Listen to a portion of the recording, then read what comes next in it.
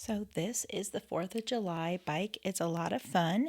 So I have these baskets here. I've got flags. I just added some stars with pencil, and I'll go back in and erase that later or just leave them on there. And so we're going to start actually by putting some flowers in our basket here. So you can just make up whatever kind of design. I'll turn it this way so you can see that I just kind of think of at the moment.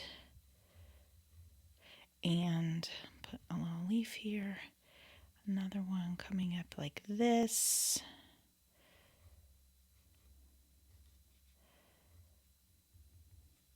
And I'm using the Micron pen because I can paint over this and it is waterproof.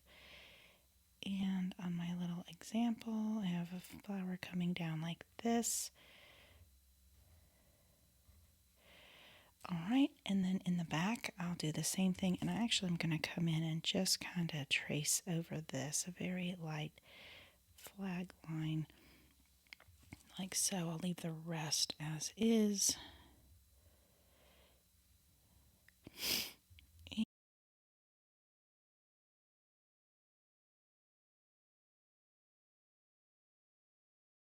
Let's just start with the body of our bike, and I'm going to use red for my bike this time. Sometimes I use blue, especially for 4th of July. Red and blue is awesome. And then, well, that's a lot of pigment there, but I'm going to be real careful with it.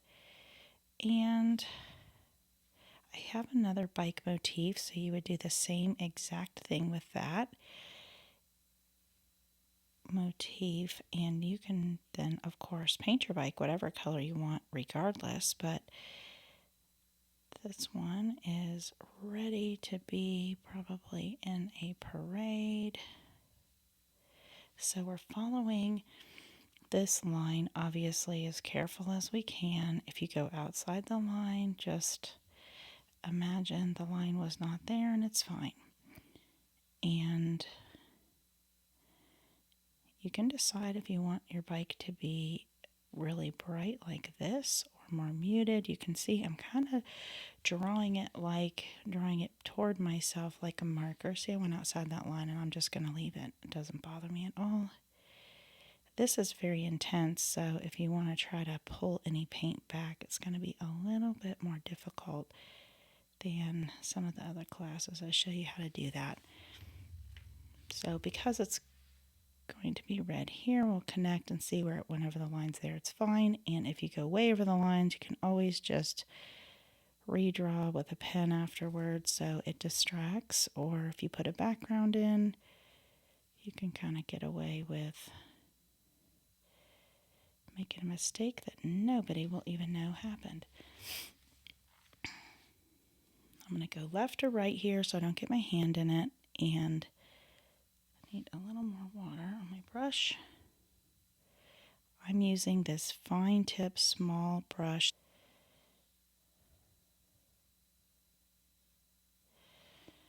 Now I will move over here, doing the same thing, just painting it like you would with a marker.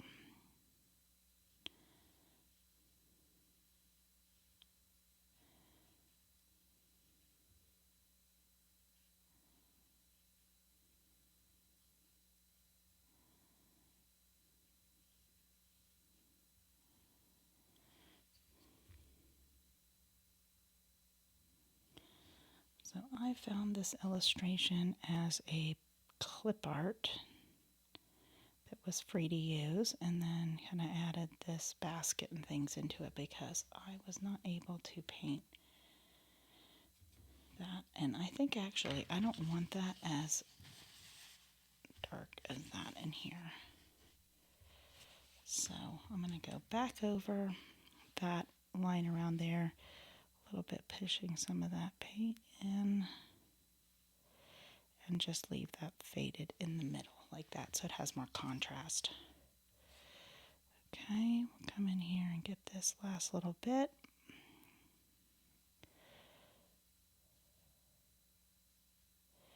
Just using the fine hairs on the tip of my brush right there. Oh, I guess first I need to come in here and get this fender.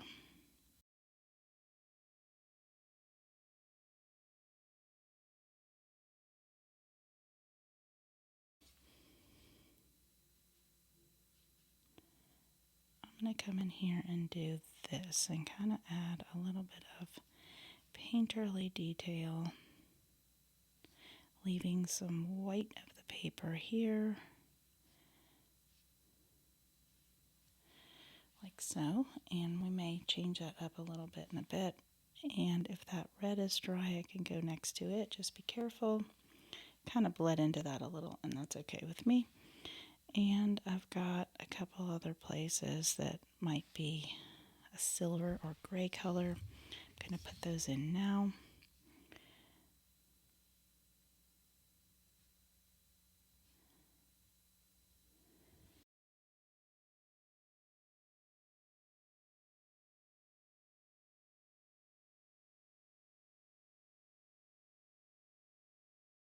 I'm going to paint my basket a little bit of a blue color, so I'm going to come along the edges, and you're welcome to do your basket however you want. It's a great place to use a lot of creative license here, so I'm coming along here, putting in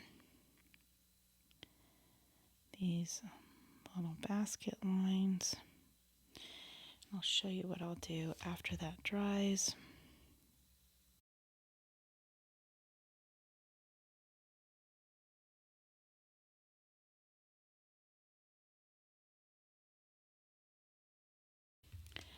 And now for our flag, we'll get our stars and stripes going. I'm going to turn this direction, and the way I showed this was red at the top. I'm not guaranteeing that this is accurate whatsoever. Teeny tiny flag.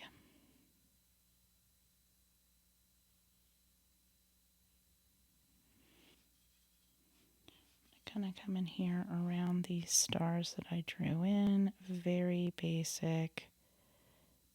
Not going around each little stripe over here. So I'm going to add in a red stripe right here.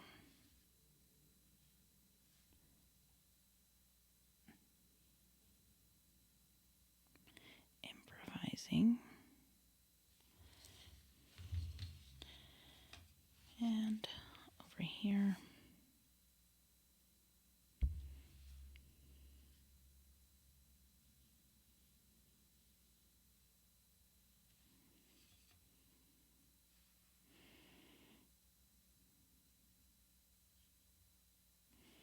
Don't want that to look pink.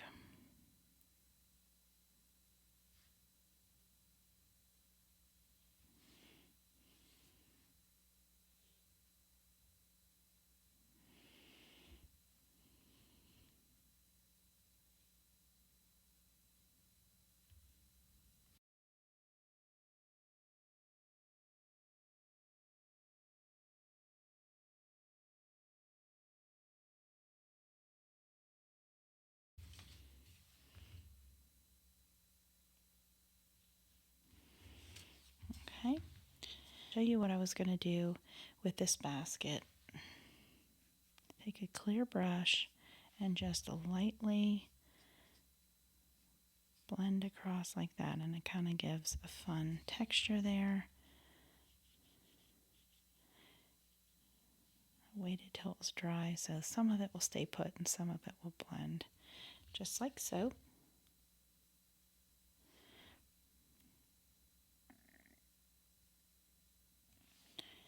Then I think I'm going to just do little bit of yellow here and leave that white.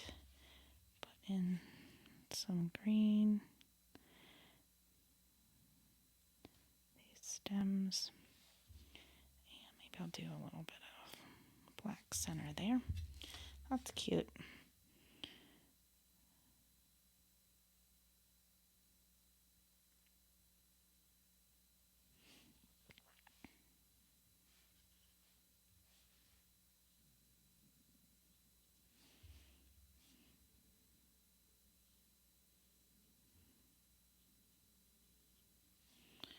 Just like so. The last thing we need to do here is just do this black tire. So we want to be careful like we did with the red and not get that paint together on that side where it would bleed. So make sure it's dry first. And although this is a little bit more like using a coloring book in a way versus watercoloring, it's got this nice watercolor texture. And it's so super fun. If you've got a frame at home for a 5x7, you can just pop this in when it's 4th of July, if you have a side table or a little shelf. And then you can just pop in stuff for every season. I've got a seasons book with which you may have found this motif in. And you can just, those cut down to 5x7 and quite easily right at that binding edge, and then you can just pop them in a frame throughout the year, kind of like those flags you put out front. You can, there's Christmas ones in there, or any of my motifs that are in any of my books. The beach ones will be fun for the summer, and then you can just swap them out. So I just have several kind of one behind the other in the frame and keep them together like that, and you get something interesting to look at. It's a conversation piece because you can tell people that you painted it.